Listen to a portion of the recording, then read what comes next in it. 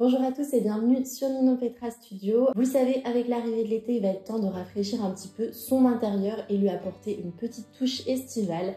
Je suis Ninon Petras, décoratrice d'intérieur. Je travaille sur Paris, partout en France et en Europe. Donc si vous avez besoin d'aide pour concrétiser vos idées pour un projet d'aménagement ou de décoration, n'hésitez pas à faire appel à mes services. En plus de ça, donc, je tiens cette chaîne YouTube sur laquelle on parle de déco, de tendances, de DIY, de brocante, de travaux, tout ça.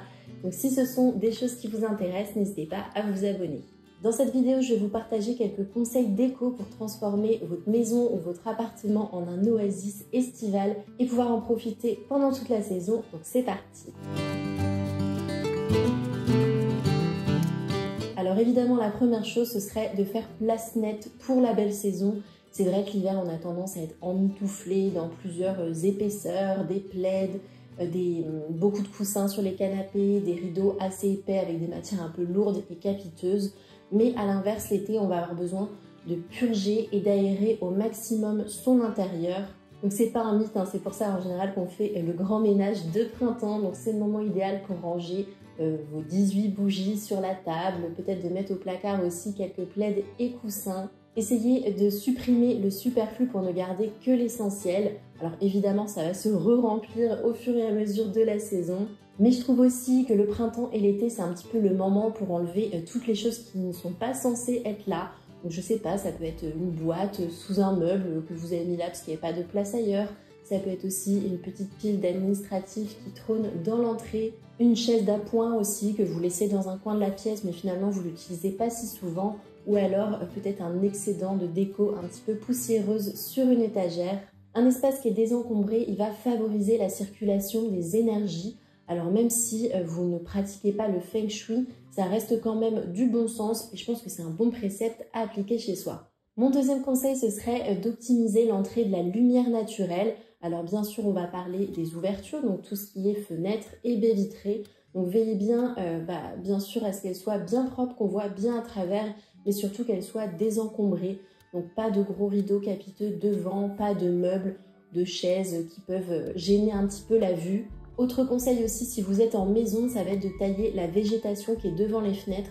Moi, c'est vrai qu'ici, je suis un petit peu embêtée parce que j'ai beaucoup d'arbres à l'avant de ma maison et c'est vrai que ça cache un petit peu l'entrée de la lumière naturelle. Et puis, dernière chose aussi, en termes de décoration, n'hésitez pas à jouer avec des miroirs que vous pouvez placer en fait à des endroits stratégiques dans la maison. Et en fait, ça va permettre de créer un angle et de refléter la lumière naturelle en créant des nouvelles perspectives et des jeux de lumière. Ça peut être super sympa.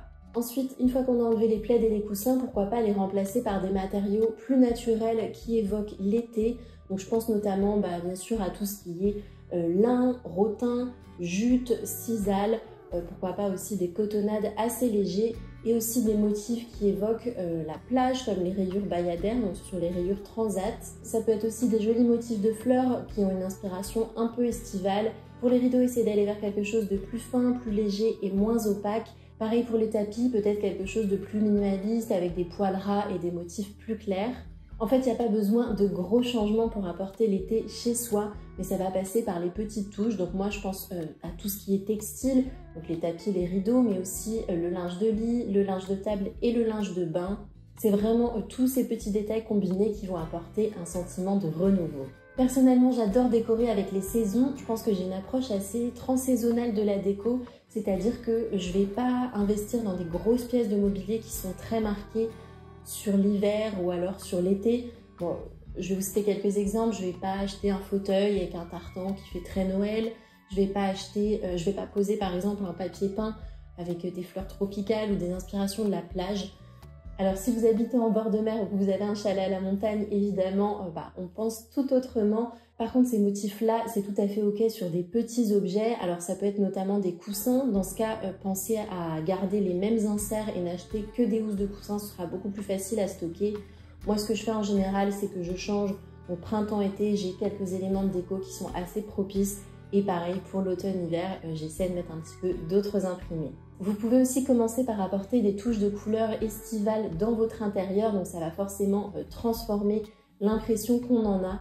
Donc je vais faire une vidéo très prochainement sur les tendances couleurs. Donc je ne vais pas m'épancher beaucoup aujourd'hui.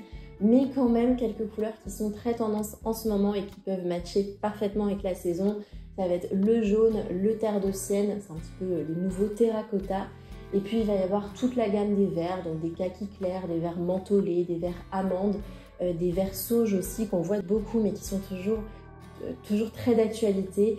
Et puis je pense aussi à la couleur pêche, donc c'est un orange qui est légèrement rosé. Il y a notamment la couleur Peach Fuse qui était la couleur Pantone 2024.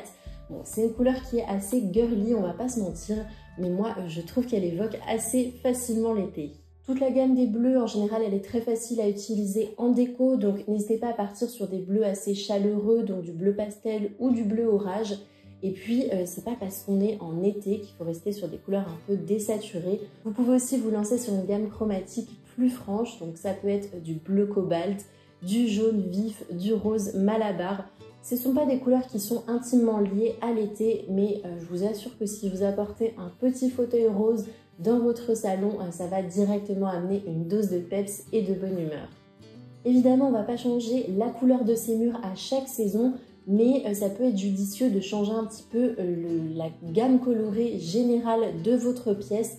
Donc si vous jouez avec des nouveaux éléments, vous allez avoir une perception de l'espace qui est totalement différent. Je vais vous citer un petit exemple. Imaginons que vous avez des murs terracotta, qui est une couleur très tendance en ce moment, et puis vous avez décidé de la traiter dans une gamme chromatique assez automnale, donc du beige, des orangés, des bruns, des couleurs assez terreuses. Peut-être que pour l'été, vous pouvez remplacer ces couleurs complémentaires par des tonalités de bleu ciel et de jaune beurre. Donc là, vous voyez, ça va changer totalement la perception que vous allez avoir de votre espace. Pour moi, l'été, c'est pas du tout synonyme de minimalisme, donc n'hésitez pas à vous amuser avec les couleurs, les textures et les formes de mobilier. Petit conseil aussi, lorsque vient la belle saison, c'est d'accorder un petit peu plus d'importance à vos plantes vertes. Donc c'est le moment de les rempoter, de les nettoyer, de les faire briller un petit peu, et pourquoi pas aussi de leur trouver une place un peu plus adaptée, qui prendrait peut-être plus la lumière.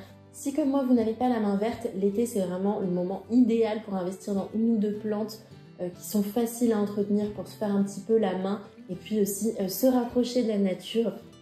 Donc moi j'ai quelques petites envies, vous allez me donner votre avis là-dessus.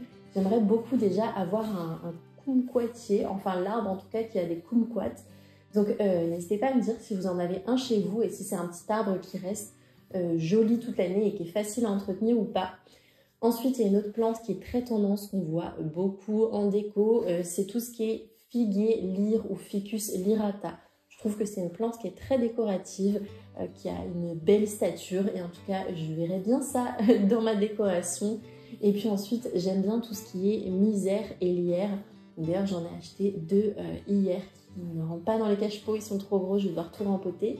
Mais c'est une plante que je trouve assez bucolique, assez romantique et j'aime beaucoup les poser sur le haut des étagères. Bien sûr, les plantes, ce sont des êtres vivants, donc on ne fait pas n'importe quoi avec, mais il faut se l'avouer, elles ont quand même un fort pouvoir décoratif et je trouve qu'il y a quand même des plantes qui sont symboliques de certains styles de déco.